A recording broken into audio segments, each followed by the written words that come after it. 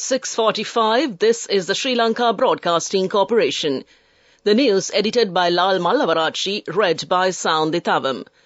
India and Sri Lanka signed 3 new bilateral agreements aimed at enhancing cooperation between the two countries. China assures its continued support to resolve Sri Lanka's debt crisis. Vehicular traffic between Pinnaduwa and Imaduwa along the Southern Expressway disrupted due to a fall of an earth mound. Sending Sri Lankan workers to Israel has been temporarily suspended. The Galle Dialogue International Maritime Conference to begin in Galle today. Japan to extend its fullest cooperation to Sri Lanka for IORA tenure and for economic recovery. In foreign news, 1,200 Israelis killed in Hamas attack. Gaza death toll from Israeli strikes rises to 1,055. In sports, Australia and Sri Lanka renew MOU on sports cooperation. India's Minister of External Affairs Dr. S. Jaishankar met with President Ranil Wickremesinghe at the Presidential Secretariat yesterday. Extensive discussions were held to further strengthen Indo-Sri Lanka relations, resulting in the signing of 3 new bilateral agreements aimed at enhancing cooperation between the two countries. Furthermore, the inauguration of the 3rd phase of the housing project, supported by Indian loan assistance, was conducted during the meeting. While an initial allocation of 1.026 million rupees has been allocated per unit for the 4th phase, it was necessary to revise the budget to 2.8 million rupees per unit due to increased housing unit costs. The Government of India is also committed to providing additional funds for the speedy completion of 9 development projects in the country.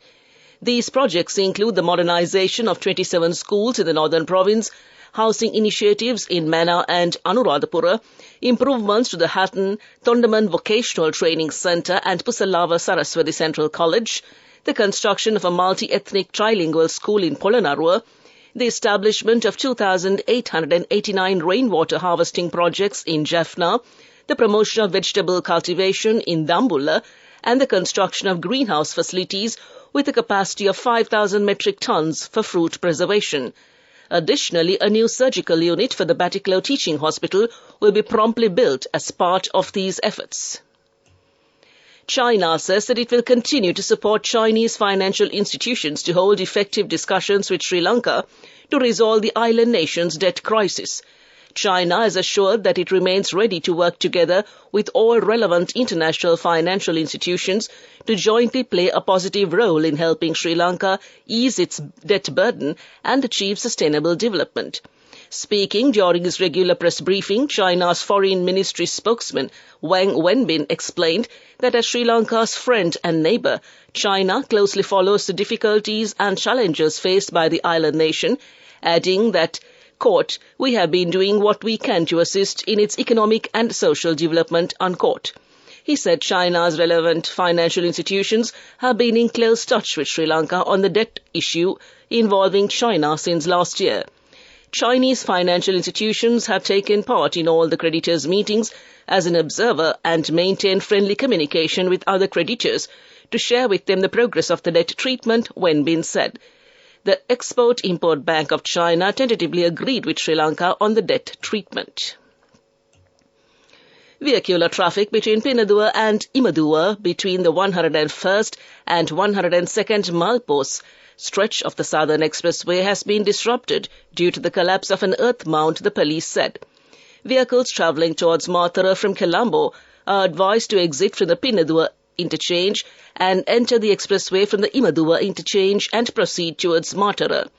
Meanwhile, vehicles travelling towards Colombo from Matara are advised to exit from Imaduwa and enter the expressway from Pinnaduwa interchange and proceed towards Colombo. This news broadcast comes to you from the Sri Lanka Broadcasting Corporation.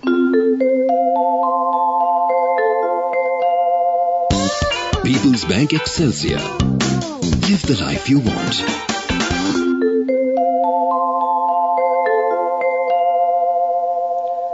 The Minister of Labour and Foreign Employment, Manusha Nanayakara, says that sending Sri Lankan workers to Israel has been temporarily suspended due to the prevailing war situation there.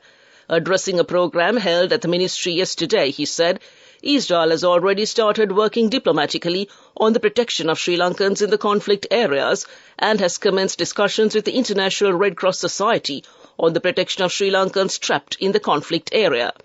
Although Israel is involved in an unfortunate war, the Sri Lankan government is constantly concerned about the safety of Sri Lankans living there. He said that in addition, he mentioned that coordination is being done through the embassy in the country and a WhatsApp number has been provided to receive information. He said that Sri Lankans who are in areas where there are no military conflicts in the country can also come to Sri Lanka as per their wish. The 11th edition of the Galle Dialogue International Maritime Conference, organised by the Sri Lanka Navy in partnership with the Ministry of Defence and geopolitical cartographer, is scheduled to commence today at the Jetwing Lighthouse in Galle. The inaugural ceremony of this two-day conference will be held today and tomorrow under the patronage of President Ranil Wickremesinghe. The central theme of this year's conference is Emerging New Order in the Indian Ocean. Maritime representatives from 44 countries, along with 11 international organizations and defence industry organizations, have been invited by the Sri Lanka Navy to participate in this year's event on a global scale. The National Building Research Organisation has issued a Level 3 red alert for landslide risks in Pitabeddara, Akuressa and the Hakmana Divisional Secretariat divisions of the Mathura district. The relevant landslide early warning will be in effect until 4 p.m. today. The funeral of veteran actor Jackson Anthony will be held today.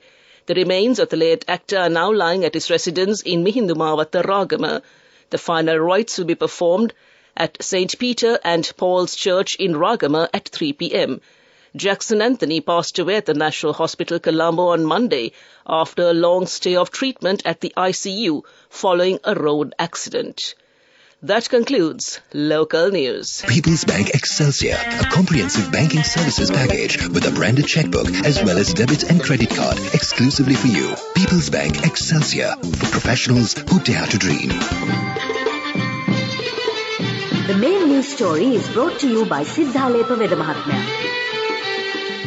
Japanese Parliamentary Vice Minister of Foreign Affairs Komura Masahiro said his country would continue to support Sri Lanka's economic recovery process and congratulated the government for stabilizing economy during a short span of time and making further progress. The visiting Japanese Vice Minister expressed confidence that structural reforms undertaken by the government would improve the conducive atmosphere for foreign investments. During his discussion with Prime Minister Dinesh Gunawardena at Temple Trees, the Foreign Minister said his visit to Sri Lanka to attend the Indian Ocean Rim Association has given him an opportunity to interact with Sri Lankan leadership regarding bilateral cooperation. He assured fuller support to Sri Lanka at the IORA during its 2-year tenure as chairman. That came to you in the main news story. The main news story was brought to you by Sinhala Mahatmya. Moving on to Watchlight, the rapid spread of an eye infection called conjunctivitis has been reported from several parts of the country according to health officials. The Ministry of Health, which informs the general public not to have undue fears of the matter, however, has outlined some necessary safety measures in a bid to minimize the infection. It was further confirmed that the eye infection poses no health threat and is more likely to improve within a span of 3 to 4 days. Conjunctivitis, or the pink eye, is a common eye disease which is currently seeing a spike within the country. Doctors predict that the disease is often spread from one individual to the other by tears and related secretions of an infected person. That came to you in Watchlight, and we move on to a bulletin of world news. Making headlines this morning, 1,200 Israelis killed in Hamas attack, and Gaza death toll from Israeli strikes rises to 1,055. Israel was warned by Egypt of potential violence, and the US House Republicans meet to pick Speaker nominee. Gaza's only power station has run out of fuel after Israel announced it was cutting off energy supplies as well as food and water. It means Gazans will be relying on generators for electricity if they have fuel to power them. The Israeli military says hundreds of thousands of troops are near Gaza, ready to execute the mission we have been given. Meanwhile, sirens have been sounding out across northern Israel amid reports that drones have been launched from Lebanon. The death toll in Israel from the Hamas attacks has reached 1,200, while more than 1,100 people have been killed by Israeli airstrikes on Gaza. Israel was warned by Egypt of potential violence 3 days before Hamas's deadly cross-border raid, a U.S. congressional panel chairman has said. The House of Representatives Foreign Affairs Committee head Michael McCall told reporters of the alleged warning. Israeli Prime Minister Benjamin Netanyahu described the reports as absolutely false. Israeli intelligence services are under scrutiny for their failure to prevent the deadliest attack by Palestinian militants in Israel's 75-year history. Republicans are meeting behind closed doors to pick their nominee to succeed Kevin McCarthy as Speaker of the House of Representatives. They are believed to be close to holding a secret vote to nominate Jim Jordan or Steve Scalise. The Speaker is one of the most important posts on Capitol Hill.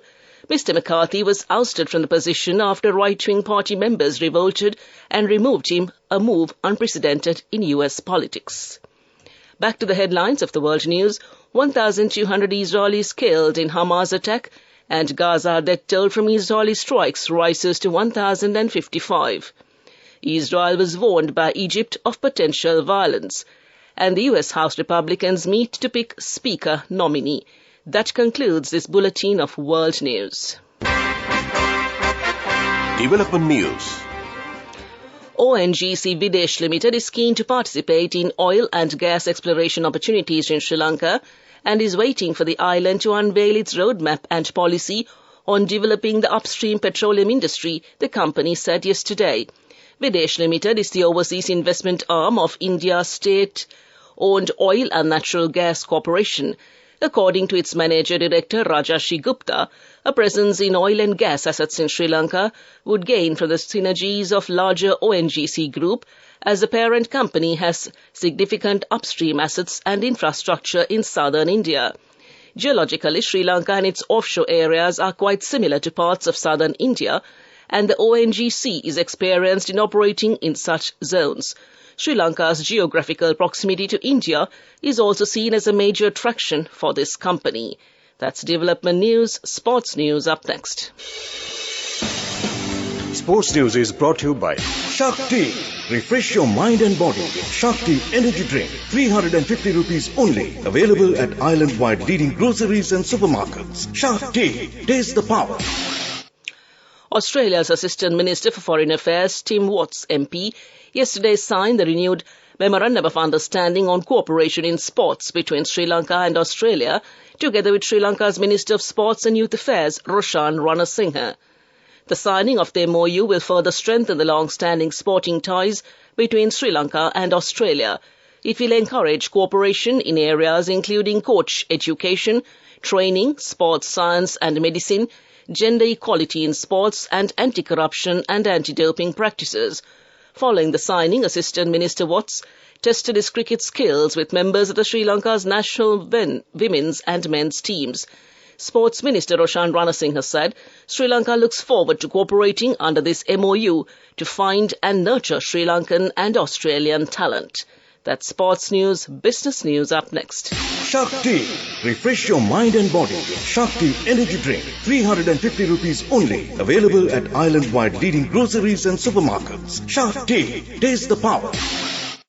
Go ekak thiyana youth eකට life එකේ change එකට නියමෙට set වෙන්න ඇස් වහගෙන දැකපු හීන හැබැයි කරන්න youth එකට නියමෙට set වෙන friendship එක මෙන්න. The all-new NSB Ithru Mithru account. NSB IM, a plan for your dream. Business news. Sponsored by National Savings Bank, the safest place for your money. Sri Lanka shares closed low on a fifth straight session to end their lowest close in 3 months as uncertainties around the Israel-Gaza war led to fear of higher global oil and food prices, analysts said. It's all about what's going to happen due to the latest situation in Gaza and many fears of higher food and oil prices, the analyst said. That's business news, economic news to follow. Business news. Sponsored by National Savings Bank, the safest place for your money.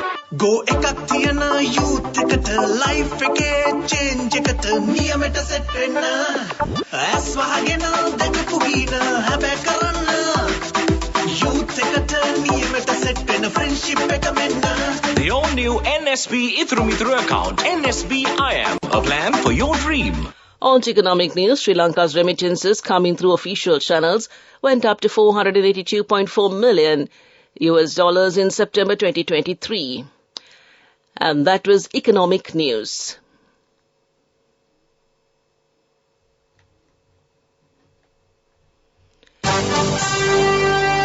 Weather report. Showers and thundershowers will occur over most parts of the island during the evening or night. Fairly heavy showers above 75 millimeters can be expected at some places in the Uva, Central, Sabragamo and Eastern provinces. A few showers may occur in the coastal areas of the Western and Southern provinces during the morning. To conclude this bulletin of news, a recap of the headlines.